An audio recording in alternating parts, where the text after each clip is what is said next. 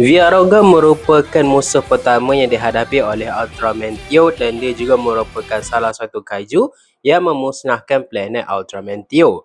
Dia memulakan kemunculan dia di episod yang pertama siri Ultraman Teo. Tapi tahukah korang kalau Viaroga sebenarnya telah pun direka oleh Tomohyakute. Yang mana Tomohyakute ni pernah bekerja beberapa kali di Ultra Series bermula daripada siri Ultraman Blazer.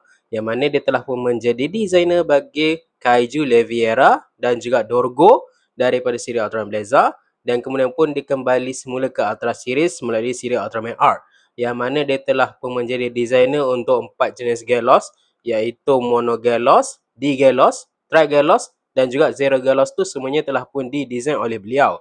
Selain daripada Gelos, dia juga merupakan designer daripada Gilbaku dan juga bentuk alien daripada Sweet. Selain daripada bekerja di Ultra Series, Tomohyakute juga pernah bekerja di Kamen Rider Series, lebih tepatnya itu di siri Kamen Rider Z. Yang mana kaijin di dalam siri Kamen Rider Z yang dipanggil sebagai Nightmare tu kebanyakannya didesain oleh beliau. Dan kini dia telah pun kembali semula ke Ultra Series dan dia telah pun menjadi designer daripada Viaroga.